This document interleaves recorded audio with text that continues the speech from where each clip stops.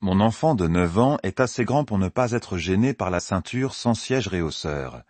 Je l'assois à l'avant, dans un siège réhausseur, réponse A, sans siège réhausseur, réponse B. À l'arrière, sans siège réhausseur, réponse C, dans un siège réhausseur, réponse D.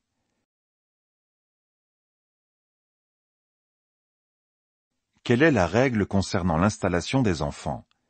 Dès lors que la ceinture ne peut pas être correctement installée sur l'enfant, j'utilise un siège homologué et adapté. Aucun enfant de moins de 10 ans ne doit être installé à l'avant, si la banquette arrière est libre. J'installe mon enfant de 9 ans à l'arrière, sans siège réhausseur. Bonne réponse, C. Pour diminuer mon alcoolémie, je bois de l'eau? Oui, réponse A. Non, réponse B. Comment diminuer l'alcoolémie? Le foie est le seul à éliminer l'alcool. Et pour cela, il a besoin de temps. Il faut environ 1 heure pour éliminer près de 0,15 g par litre. Bonne réponse, B. Avant de quitter mon véhicule stationné sur terrain plat, je place le levier de vitesse. Sur R, réponse A. Au point mort, réponse B. Sur la première vitesse, réponse C. Pourquoi la position du levier de vitesse est-elle différente selon la pente? Pour avoir une seconde sécurité au cas où le système de frein faillisse. Sur terrain plat, le véhicule ne bougera pas. Je place le levier de vitesse au point mort. Bonne réponse, B. Je m'arrête, réponse A. Je serre à droite, réponse B. Je ralentis, réponse C.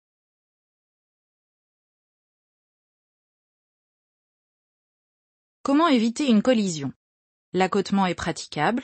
Je ralentis et serre à droite sur l'accotement pour croiser l'usager en face et limiter le risque de collision. Bonne réponse, B et C. Je circule sur une autoroute. La vitesse minimale autorisée sur cette voie est de 70 km/h, réponse A. 80 km/h, réponse B. 90 km/h, réponse C. 100 km/h, réponse D.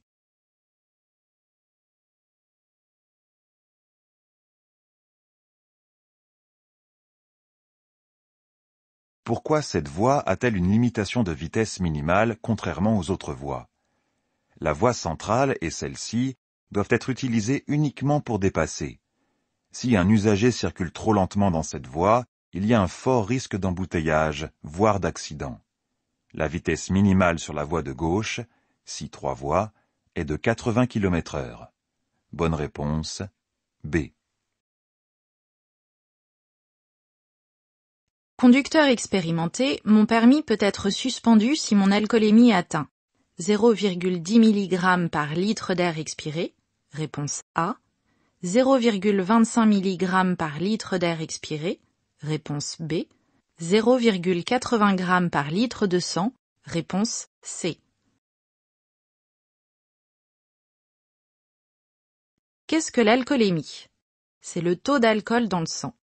Les novices ne doivent pas atteindre 0,10 mg par litre d'air expiré, soit 0,20 g par litre de sang, et les conducteurs expérimentés 0,25 mg par litre d'air expiré, soit 0,50 g par litre de sang.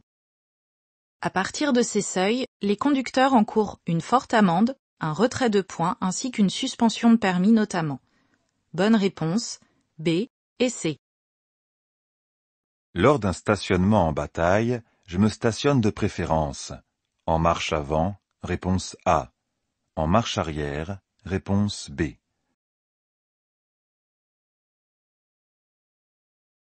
Pourquoi est-il conseillé de stationner en marche arrière? Tout est question de visibilité en repartant. Oui, la manœuvre au départ peut prendre un peu plus de temps, mais le risque d'accident en repartant est largement diminué. Bonne réponse, B. La distance d'arrêt est égale à la distance parcourue pendant le temps de freinage. Oui, réponse A. Non. Réponse B.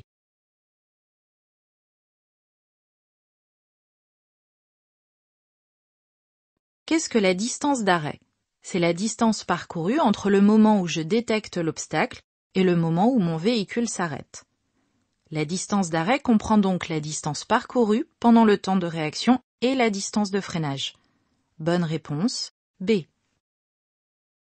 L'usage de stupéfiants par le conducteur est la cause principale d'au moins 1% des décès routiers, réponse A.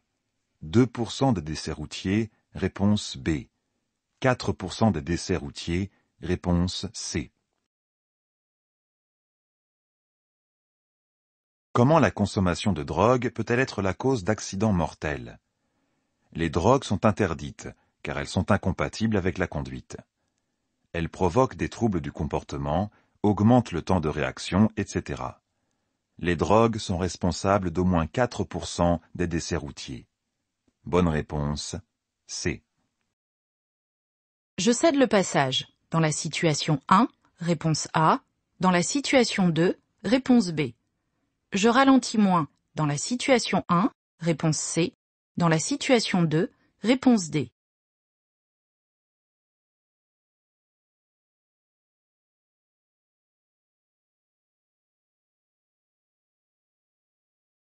Quelle est la règle de priorité à appliquer à la prochaine intersection?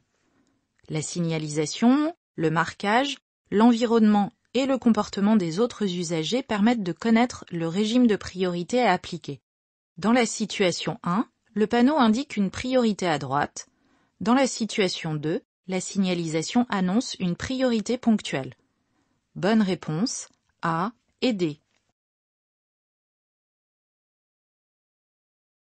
Je ralentis, réponse A. Je passe, réponse B. Je m'arrête, réponse C. J'accélère, réponse D.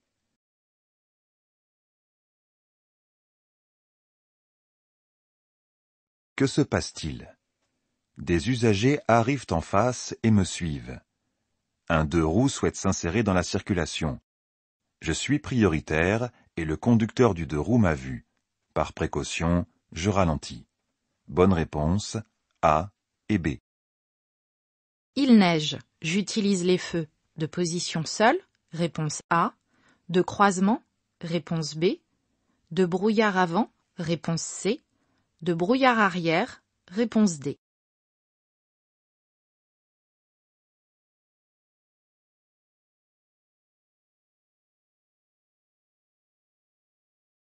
Quels sont les risques? La neige réduit l'adhérence au sol ainsi que la visibilité. Je circule avec les feux de croisement et avec les feux de brouillard arrière. Je peux également utiliser les feux de brouillard avant si mon véhicule en est équipé. Bonne réponse, B, C et D. Entretenir régulièrement mon véhicule permet de réduire les émissions de dioxyde de carbone. Oui, réponse A. Non, réponse B.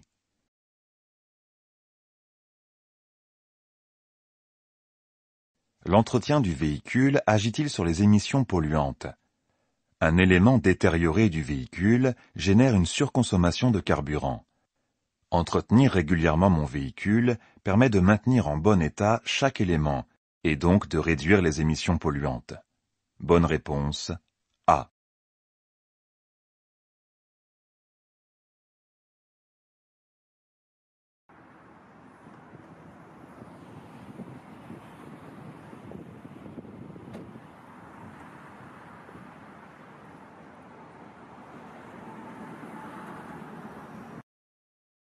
Je fais une pause sur l'autoroute. J'ai pris toutes les précautions avant de quitter le véhicule. Oui, réponse A. Non, réponse B.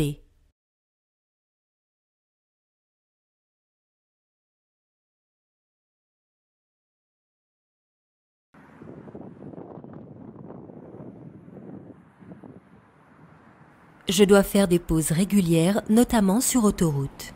J'ai stationné mon véhicule en marche arrière pour avoir une bonne visibilité en repartant. Je n'ai pas laissé mon sac dans le véhicule et je l'ai fermé à clé.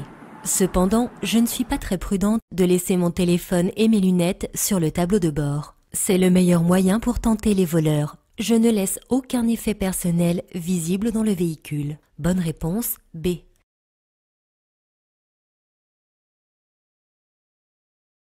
Pour faire des économies de carburant, je contrôle la pression des pneus. Oui, réponse A. Non, réponse B. Je m'informe des conditions de circulation sur mon trajet. Oui, réponse C. Non, réponse D.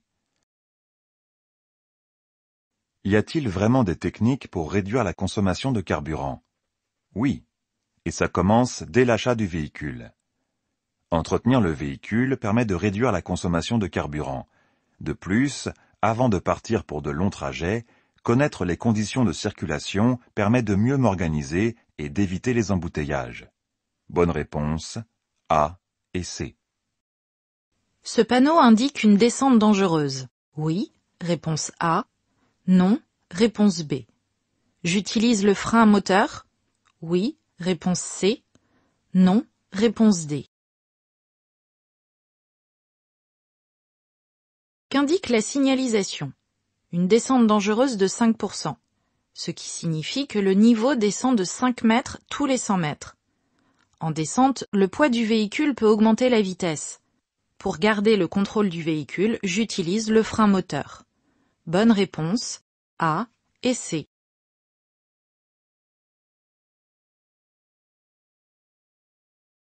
Je me déporte à gauche. Réponse A. Je maintiens mon placement. Réponse B. J'accélère. Réponse C.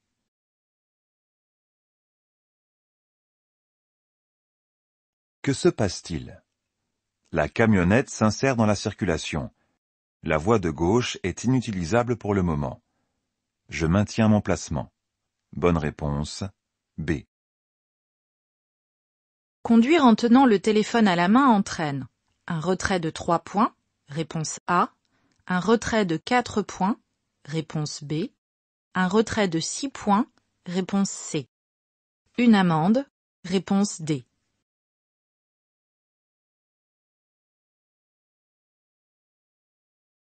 En quoi tenir un téléphone en conduisant est-il dangereux?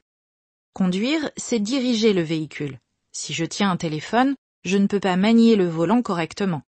Compte tenu de ces risques, cette infraction entraîne une perte de 3 points et une amende de 135 €.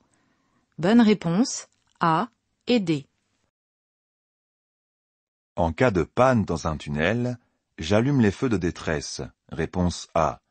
J'utilise un triangle de présignalisation si je suis arrêté sur la chaussée. Réponse B. Je reste dans mon véhicule. Réponse C. Je rejoins une niche de sécurité. Réponse D. Quel comportement adopter en cas de panne dans un tunnel? Je signale mes difficultés le plus rapidement possible et je contacte les secours. J'allume les feux de détresse pour que les autres usagers adaptent leur comportement.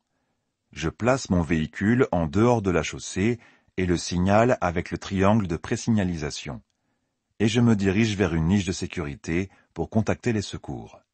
Bonne réponse A, B et D. J'accélère. Oui, réponse A. Non, réponse B. Je fais un appel lumineux. Oui, réponse C. Non, réponse D. Que se passe-t-il? J'aborde une intersection réglée par un feu tricolore qui fonctionne. Un véhicule arrive en face. Même prioritaire, je ralentis pour m'assurer que tous les usagers vont bien appliquer le régime de priorité. Je traverse avec prudence puisque le feu est vert. Bonne réponse B et D.